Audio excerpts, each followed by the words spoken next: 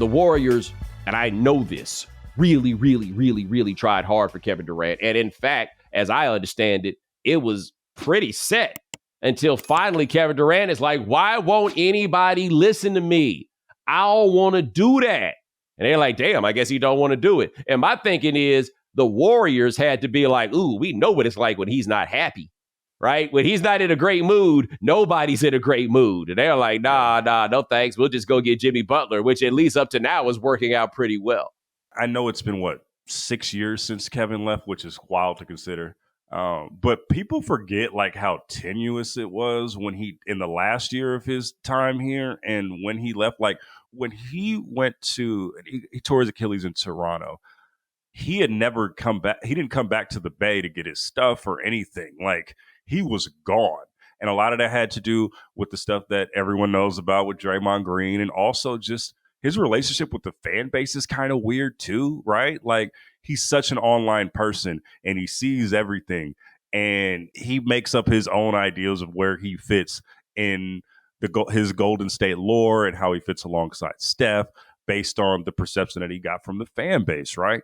And I kind of feel him like, I don't want to go back to that headache. And also, if Kevin Durant comes back to the Bay Area, it will be an absolute circus. And I don't think he wants to deal with that anymore because, quite frankly, it wasn't what he thought it was going to be. When he left, it wasn't what he thought it was going to be when he got there, right? Like, he won the championships. It didn't fulfill him. It didn't make him happy. Why would he want? I think it's the healthiest thing decision making we've seen from Kevin Durant in quite a while, to be honest with you. And I feel like people are trying to impose something onto him that I believe to be unfair.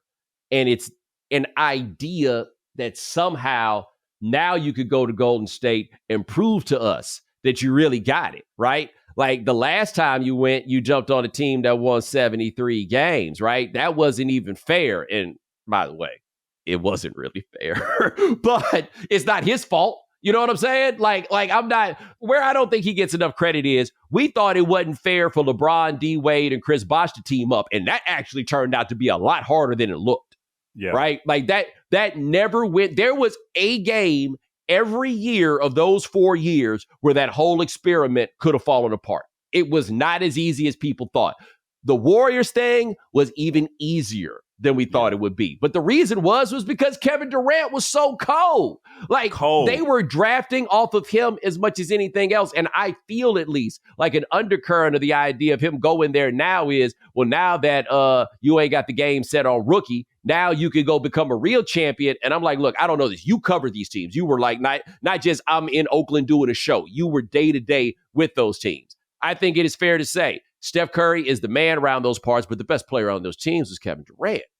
Absolutely. And I think that this Jimmy Butler trade and the style, because one of the biggest things, and I'm going to bring this back to KD, but one of the criticisms of Jimmy Butler getting traded to the Warriors is because he didn't, quote unquote, fit into their offense, right? And honestly, I think that's the best thing for the Warriors because Kevin Durant taught us that.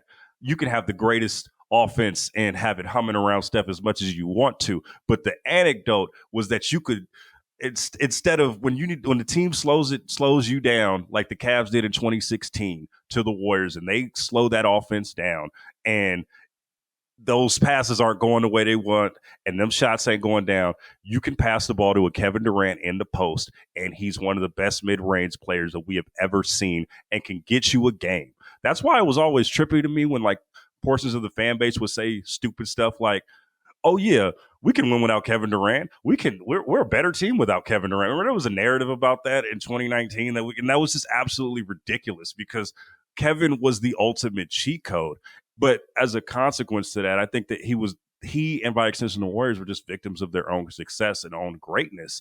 And because of that, Kevin felt some type of way, and we all know the story and all of these things. But I mean, I guess it just goes back to like, why would you want to go back to that? But I think Kevin will always look, and I think history will always look at his time in Golden State as just the biggest gift and curse, right? Because it was a coup to get him.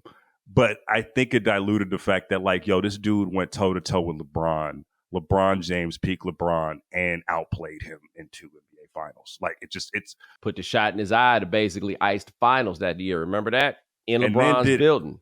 and then went to next year and hit the shot from the same side. It had the coldest pose of all time. Right. And look, we don't think of any of these things, right? Steph and KD could be like, yo, we sent LeBron home. Now, granted, Steph did it once without Kevin Durant. Kevin Durant did not do it without Steph, all this stuff, cool. But we don't give them any credit for the monsters, or Kevin Durant, more accurate, is the one that we don't give credit. We don't act like Steph Curry's rings have an asterisk to them. We only do it to Kevin's. Yeah, and that even extends to like I said, the fan base in the Bay Area, right? But I think also Kevin, and I've said this before, I think Kevin is a victim of his own decision making, right? Like, to leave at your peak and to go to Brooklyn and waste those years in New York the way that he did was such a travesty, right? Like, I think if he even chooses a better team to go to, he gets the right amount of rings that he is supposed to, and we look at him in a different light because he is that good. Counterpoint. There was not a pandemic when he signed to play with the Nets, right? Fair point, yeah. The first year, he was his big-ass shoe, not to be confused with his big-ass foot, but his big-ass shoe away from them beating Milwaukee and I think probably winning the championship, right? Although them dudes was dragging, right? Like, I think that was the year that James Harden had the hamstring problem and Kyrie got hurt. He like carried them that series against Giannis. He did. But the issue seemed to be, if it was anything else, it wasn't about picking the wrong teams, that the bad luck of trying to win a championship and them guys got hurt. Then, the whole thing with Kyrie and the shots. If this version of Kyrie that Dallas has was the version that was there with the Nets, we're not having this discussion. If the city doesn't have the vaccine provision put in, we're probably not having this discussion. Now, do these sorts of things, are there some teams that it just always seems like these sorts of things happen to, and the Nets may be one of them? One could make the argument, right? But I think we always want to find a way to make Kevin Durant responsible for the things that don't go right. He made the call to leave Oklahoma City. I actually thought that was a bit courageous, just to be like, look, this is what I want to do. This is how I want to do it. People gonna have something to say about me. Okay, he went up there. He did it. Him leaving, you seem to be saying what I believe on this, and you were there. It had to be done. Time was up. Like, this was not leaving there was not a bad decision. It's only a bad decision if the only thing you care about is winning championships. And after you've won 2 of them, I don't know how much that matters. Clearly, the only thing that championships are not the only thing that matters to LeBron at this point. And I don't say that as shade. Yeah. It's just things get to be a little bit different for different people at different points in their journey. I think there's the misconception that loving to play the game means you want to win at the highest level, right? And I think that when I say that in regards to Kevin is, and I've talked to him about this on a number of occasions, his goal and what he wants to do, he wants to hoop. He is a hooper's hooper.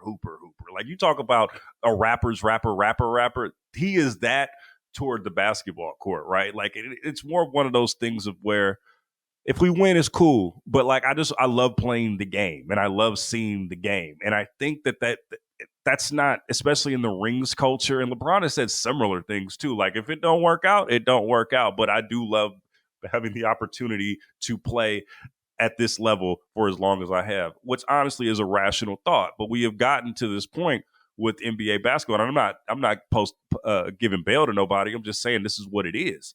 A lot of dudes like to play the game of basketball and don't necessarily, if the chips come, they come. But if they don't, I'm happy to be here. And also, your generation's GOAT this year shares those sentiments. And I think that's something that gets misconstrued, especially post Jordan, post Kobe. A lot of people don't want to hear that, but that's just what it is. Like, a lot of people out that are great at that level love to hoop, and we'll see with the chips what they made. Also, it's really hard to win a title. Like, it's so hard. It's not just the basketball thing. It's so many things have to come together for you to win. The best team doesn't win a title every year. You have to have luck. You have to have no injuries, and you have to be playing good at the right time. Those things don't happen all the time. So when I say the things about, people just want to hoop, that's okay. And Kevin Durant is in that line of people that, I just want to hoop at a high level for as long as I can. We'll see what the game gives me. You are a Lakers guy. Hold on, before I get to that, I don't think we've talked nearly enough about Jimmy Butler doing one of the pettier things that anybody has ever done, which is, for those who don't know, Tim Hardaway, Hall of Famer, former Miami Heat legend, had a lot to say about Jimmy and what went down with him in Miami. And so Jimmy got to Golden State, where Tim Hardaway is also a bit of a local legend, and where his jersey has not been retired, which kind of makes sense, but it's still a little bit surprising. But anyway, Jimmy took Tim Hardaway's number. I thought that was for Neymar. I thought that was for Neymar. Isn't that what he? Yeah, I bet it was. I bet it was. I bet it was. He took Tim Hardaway's number, and the plan is to get it retired. The NFL season is officially over, but the NBA is only heating up, which means you can turn $10 into $1,000 in a single game watching your favorite teams only on Prize Picks. You can make a Prize Picks lineup with NBA or even college basketball in as little as 60 seconds. Sign up today and get $50 instantly when you play $5. You don't even need to win to receive the $50. It's guaranteed. Quick withdrawals, easy gameplay, and an enormous selection of players and stat types are what make Prize Picks the #1 fantasy sports app. So make sure you go to prizepicks.com/Bomani and use code Bomani for a first deposit match up to $100. That's prizepicks.com/Bomani. Prize Picks, daily fantasy sports made easy.